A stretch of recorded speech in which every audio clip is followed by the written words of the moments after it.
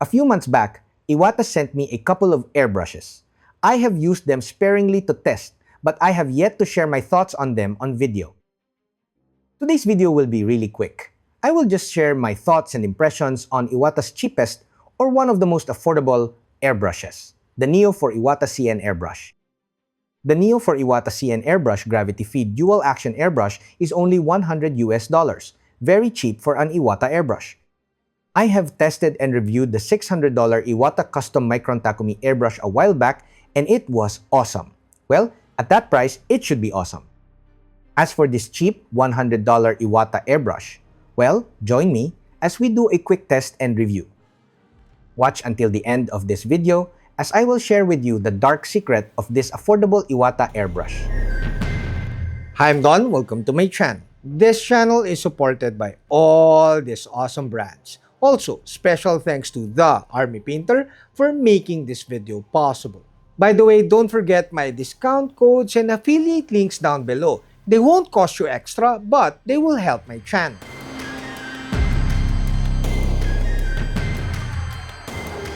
If you buy this Neo for Iwata CN Airbrush at iwataairbrush.com or use my links at spraygunner.com, you'll get this in a simple green and black box. You'll get the nozzle wrench and an extra paint cup, and that's about it. Pretty standard for something this affordable. The finish is beautiful and easy to clean with ammonia-free glass cleaner. I like the basic shape of the handle, and the weight at 0.2 pounds is normal at this price range. More expensive airbrushes are generally lightweight.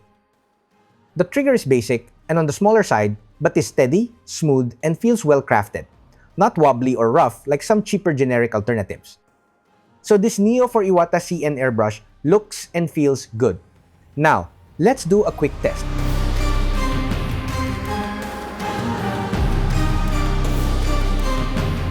We are doing some quick zenithal prime of these miniatures from Print Legend Studio.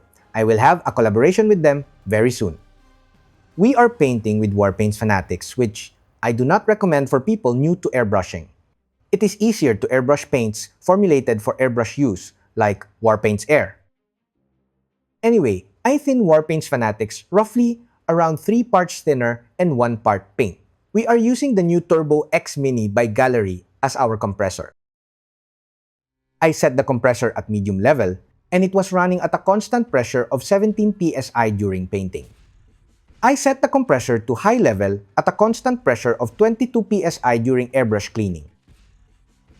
I did not research or even visit the Iwata website while I was testing this Neo airbrush. I like to gather my initial impressions before reading the marketing stuff of any brand that I review. Simply put, I do not want to be influenced by the marketing before reviewing any product. I must say that the marketing on the website accurately describes this airbrush. Iwata categorizes this airbrush for its effortless coverage. And using this Neo for Iwata airbrush with the Turbo X Mini indeed gave me effortless coverage. The needle felt more precise than the usual .35 needles or .3 needles that I have used before. The trigger felt very responsive. Too responsive, too good for its price range.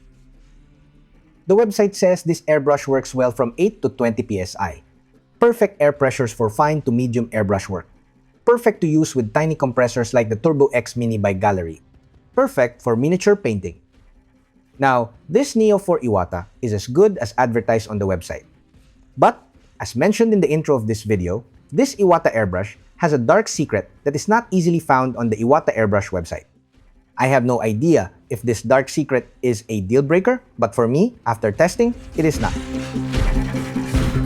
Now, before my final thoughts, a huge thanks to all my patrons at Patreon.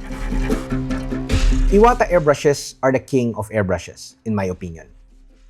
Less fancy looking than Harder and Steenbeck, but more responsive and very accurate. All other brands, like Gallery, are a far third for me at this point. Gallery has great value for money though. Iwata airbrushes are made in Japan. Well, except this Neo for Iwata airbrush. This is the dark secret of this airbrush. This Neo for Iwata airbrush is manufactured in Taiwan and assembled in China. I mean, the components are manufactured in Taiwan and then assembled in China. This airbrush is not a true Japanese-made Iwata airbrush. However, it is very important to note that Iwata backs this airbrush with a 5-year warranty. The 5-year warranty is a direct statement that this Neo for Iwata Airbrush is built to Iwata specifications. Superior quality control, solvent-safe seals, and better performance than non-Iwata alternatives. This is perfect for people new to airbrushing if you do not mind not having the needle stopper at the end of the handle.